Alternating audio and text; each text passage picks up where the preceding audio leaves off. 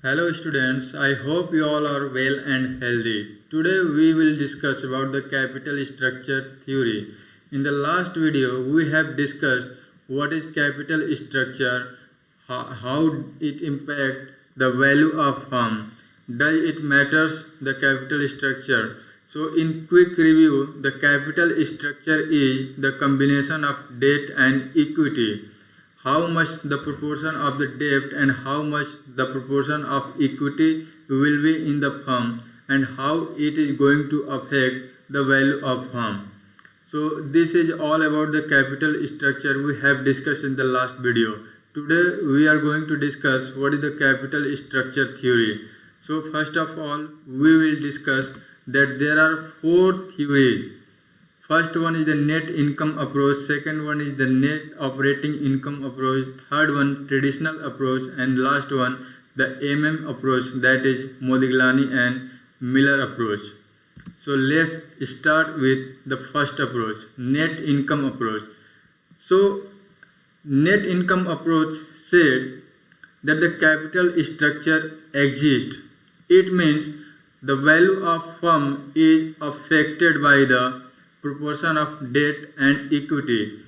If we increase the value of debt in the capital structure, it will affect the value of firm, because as much as we increase the value of debt in our capital structure, the cost of capital go down. So whenever the cost of capital goes down, the value of firm will increase. So there is an inverse relation between the cost of capital and the value of firm. Whenever cost of capital decreases, automatically the value of firm will increase. So this income approach said that whenever the debt proportion of debt will increase, the value of firm will increase, as the cost of capital or the weighted average cost of capital of the firm will decrease.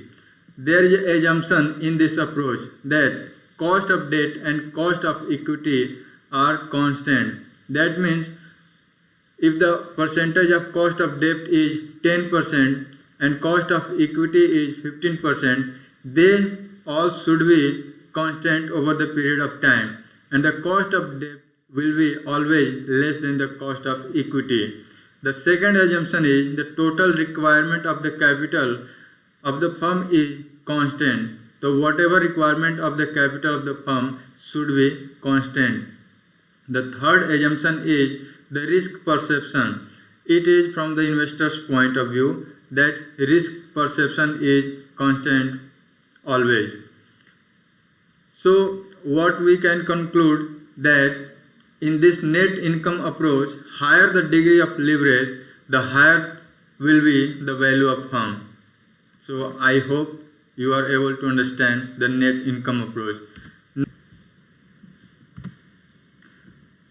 Now we will discuss net operating income approach. Under this approach, capital structure doesn't exist. This means that whatever will be the mix of debt or capital, it is not going to affect the value of firm. Whether the ratio is 60-40 or whether the ratio of debt and equity is 80-20, it doesn't going to impact at all. So the value of firm in this approach is depends on the EBIT or the operating income. It means if the operating income of the firm will increase, so the value of firm will increase. Another story is behind this approach that the cost of debt and cost of equity are constant. So whenever we increase the value of debt in the firm, in that period the cost of equity will increase. But the benefit of using cost of debt will be compensated by the cost of equity. That's why the value of firm is constant. So this means net operating income approach, the capital structure is not going to affect the value of firm. I hope it is clear now. So the next is traditional approach. It is a pragmatic approach which considers both net income approach and net operating income approach. So under this approach, the value of firm increases up to a certain limit. After that, the value of firm starts decreasing. We will understand this approach with the help of this graph. So we can see there is a three situation. So whenever we increase the amount of debt or whenever we increase the degree of leverage, in first situation the cost of capital, overall cost of capital will decrease. After that, the overall cost of capital will be constant. After that, whenever we will increase the amount of debt, the cost of debt will increase. So at that point of time, the overall cost of capital will starts increases. Also in third situation, the cost of equity also increases.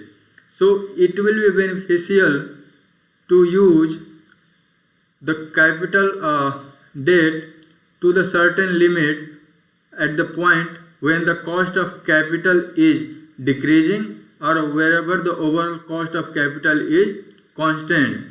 So in phase 1 or phase 2, the overall cost of capital is decreasing, and in the second phase it is constant. It means in first situation the value of firm will increase, and in the second situation the value of firm is not going to be affected. But in the third stage the value of firm is going to decrease as the cost of capital is increasing. The last approach is Modigliani and Miller approach. Under this approach there are two propositions: when that taxes are ignored and when there is a taxes which are considered. So in this approach, when taxes are ignored, there is no effect on the value of firm. It is same as the net operating income approach, but here the difference is that it gives a behavioral justification. So what does mean by the behavioral justification? It is arbitrage process. So arbitrage process means the price of security of the firm is either undervalued or overvalued. So if it is undervalued, that means the price of security is below the fair value, and if it is overvalued, it means the price of security in the capital market is more than the fair value. So in this process, what is going to happen? The overpriced shares are going to sell and underpriced share will be bought by the investors. So this process will go on till the time when the price of security moves or reach at the equilibrium point. So whenever this will reach at the equilibrium point, the cost of capital is not going to be affected. So when taxes are ignored, the value of firm is not going to be affected. When taxes are considered, the value of firm increases. It is just because of the reason when taxes are considered, we get tax shield, advantage of tax benefit. That's why it will increases the value of firm. Because of tax shield, the cost of capital reduced. So this was the proposition second. Whenever we consider the tax, the value of firm going to increase. The assumption of this approach is there should be a perfect market and the life of companies should be very long. So I hope that you are able to understand all these four approaches of capital structure. So if you have any doubts, you can ask in the comment section and if you haven't subscribed till now, just subscribe it and share it. So thank you.